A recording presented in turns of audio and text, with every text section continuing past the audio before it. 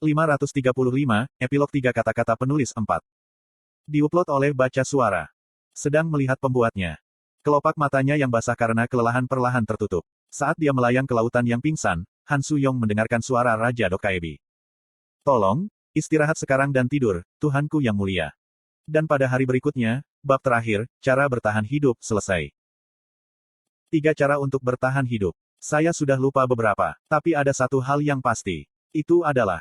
Setelah selesai mengetik kalimat terakhir, Han Suyong menutup matanya untuk waktu yang sangat lama. Dia tahu hari seperti ini akhirnya akan datang. Tapi sekarang setelah itu akhirnya ada di sini, sama sekali tidak terasa nyata baginya. Serialisasi panjangnya akhirnya berakhir. Ketika dia perlahan melihat ke belakang, Raja Dokkaebi berdiri di sana seperti yang dia duga. Dengan sepasang mata yang sangat tersentuh, ia menatap monitor komputer. "Hei, kamu," kata Han Suyong. "Ya, Tuhan. Tidak bisakah kau, tidak melakukan layanan berbayar?" "Ya Tuhan Nim, bahkan jika aku tidak melakukannya, ceritanya akan dimulai." Han Suyong hanya bisa tersenyum pahit pada Raja Dokkaebi yang berbicara seperti penyembah yang keras kepala. Siang hari memecah di luar jendela. Matahari akan terbit, dan ketika tiba saatnya untuk mengatur lagi, kiamat akan datang untuk mengunjungi dunia ini. Dan kemudian, kisah Kim Dokja akan dimulai. Petik 2. Dan aku ditakdirkan untuk menghilang, kan? Sucut, cucucut. Fabelnya, yang tersisa sedikit, bergoyang sedikit. Ada beberapa kisah yang mungkin kelihatannya tidak terlalu bagus atau istimewa, tetapi masih membutuhkan pengorbanan yang tak terhitung untuk diselesaikan. Baginya, cara bertahan hidup, adalah salah satu novel semacam itu. Fabel eksistensial Anda dalam keadaan genting.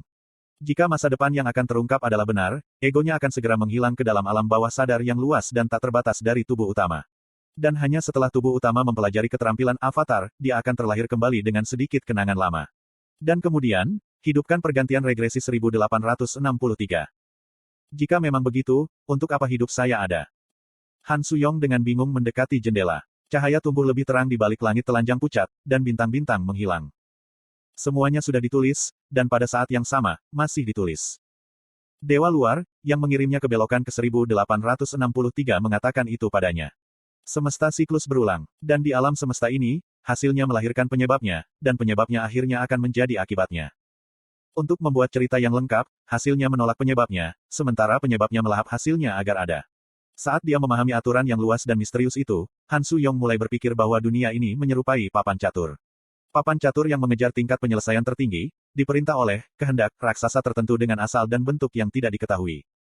Bahkan jika dia adalah pencipta skenario apokaliptik, bukankah dia hanya bidak catur, ksatria, di papan catur alam semesta ini? Sambil merasakan gelombang kantuk menerjang, dia perlahan bangkit dari tempat duduknya. Kekuatan mentalmu telah mencapai batasnya. Han Suyong bertempur melawan tingkat kelelahan yang mengerikan, mencari-cari pakaian, dan meninggalkan kamarnya. Jamnya masih sangat pagi, tetapi orang-orang yang bangun pagi harus bersiap-siap untuk pergi bekerja di sekitar sekarang. Raja Dokkaebi mengikutinya. Dia berbicara kepada Raja sementara tidak peduli untuk melihat ke belakang. "Kamu bekerja keras mencoba mengedit novel sampai sekarang. Jika kamu keluar, kamu akan mati." Dia sudah tahu itu, sebab matahari sudah terbit. Han Suyong menatap Fajar dan berbicara. "Lagi pula, peranku sudah selesai. Anda akan mengurus sisanya mulai sekarang, kan? Ini akan menjadi akhir ketika Anda menyerahkan file teks kepadanya pada waktu yang ditentukan. Saya menulis versi revisi juga, yang kita bicarakan, untuk berjaga-jaga. Tetapi, itu tidak lengkap, jadi Anda memutuskan apa yang harus dilakukan nanti." Petik 2. Tapi, sudah lebih dari 10 tahun. Han Suyong memelototi Raja Dokkaebi beberapa rentang tangan lebih tinggi darinya. "Tidak bisakah aku melakukan apa yang aku inginkan setidaknya sekali?" Alasan mengapa dia datang ke dunia ini, karena untuk bertemu Kim Dokja dia bertemu kembali pada belokan ke 1863 sekali lagi. Dia dengan santai menghangatkan ototnya, dan mulai berlari. Han Suyong membayangkan Kim Dokja, dalam perjalanan untuk bekerja di Minosoft. Dia mendengar berita dari Raja Dokkaebi sesekali, dan ada juga komentar yang ditulis Kim Dokja sendiri.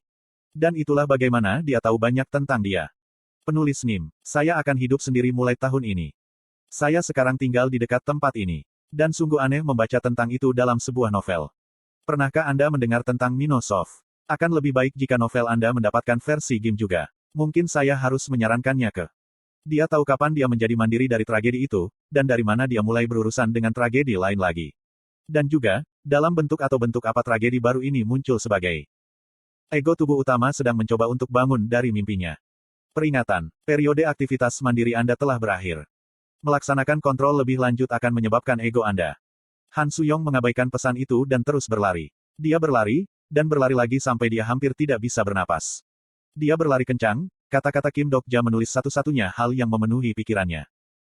Penulis NIM, saya tidak ingat berapa kali saya mengatakan ini sebelumnya, tapi kata-kata itu, dia akan melupakan semuanya. Tindakanmu melanggar serius probabilitas. Dia akan melupakan kenangan dari belokan ke 1863. Dan dia juga melupakan fakta bahwa dia juga menulis novel. Fabel Anda menghilang. Dia akan lupa bahwa ada cerita hanya untuk pembaca satu-satunya.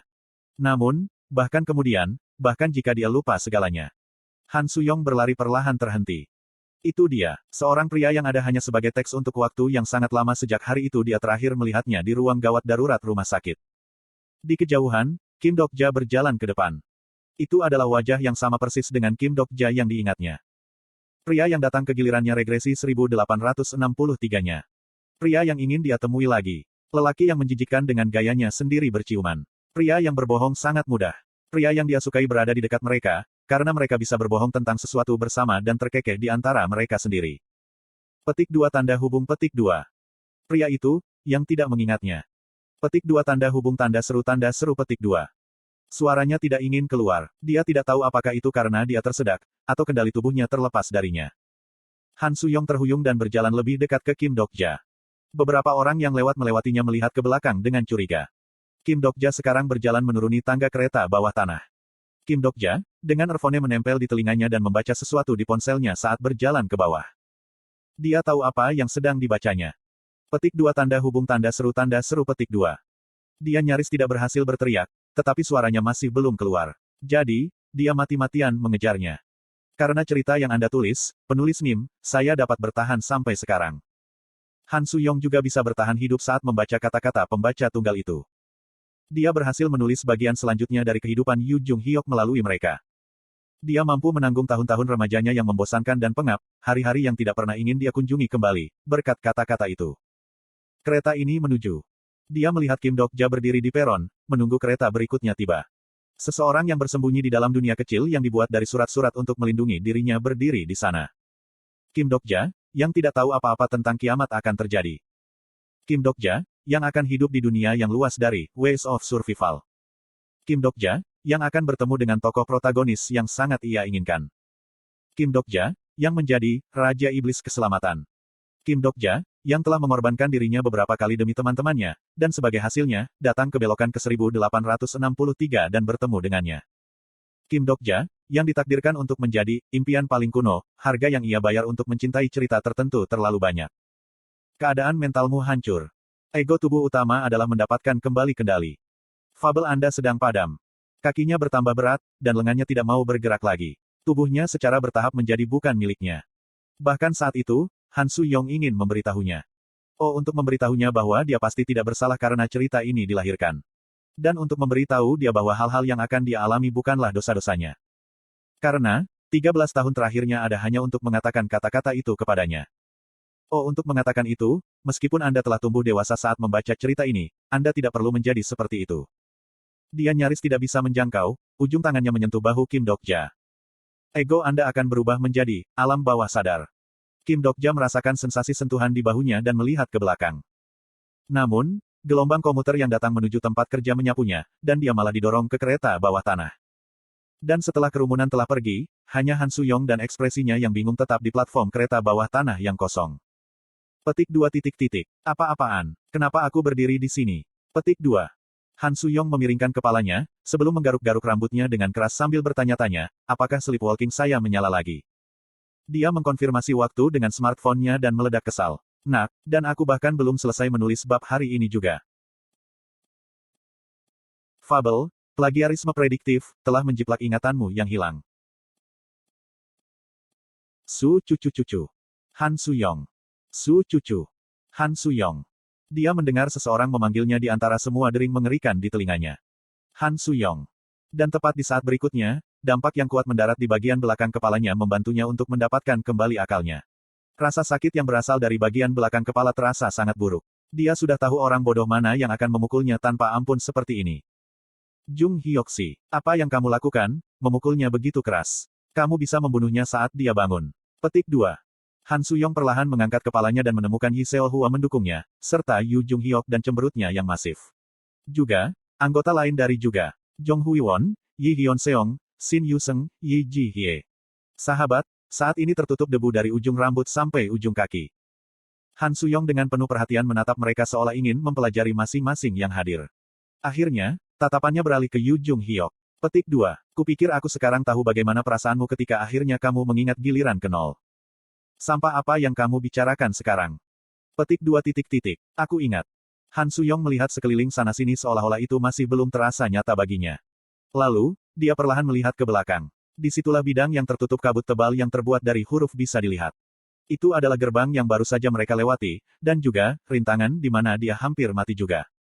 Yi Ji Hye memeriksa kulit Han Suyong bertanya, Eoni, apa kamu baik-baik saja? Anda menggumamkan beberapa hal yang tidak jelas tentang pergi ke suatu tempat untuk menandatangani kontrak untuk sebuah novel dan barang-barang. Petik 2. Fabel, plagiarisme prediktif, telah berhenti bercerita. Han Suyong menatap tangannya yang gemetaran.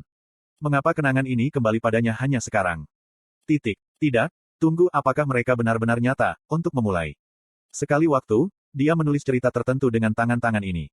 Ingatan samar yang masih dipenuhi dengan kejelasan. Han Suyong mengatur pikirannya secara berurutan, mengapa dia ada di sini, apa yang telah terjadi sejauh ini, dan apa yang perlu dia katakan sekarang. Cara bertahan hidup. Han Suyong nyaris tidak berhasil bernapas dalam beberapa kali, dan tepat ketika dia akan membuka mulut lagi, Yu Jung Hyok tiba-tiba memotongnya. Berhentilah membuang-buang waktu dengan komentar yang tidak perlu, dan mari kita keluar. Dia mengangkat kepalanya setelah mendengar kata-kata itu. Skenario utama telah diperbarui. Skenario akhir, sekarang akan dimulai. Bahkan ketika dia menatap pesan skenario yang terbentang di depan matanya, semuanya masih terasa tidak nyata baginya. Tapi, dia tahu mengapa pesan-pesan itu melayang-layang dalam visinya. Para sahabat telah menembus 99 skenario sekali lagi. Petik 2. Kenapa kamu bertingkah seperti ini?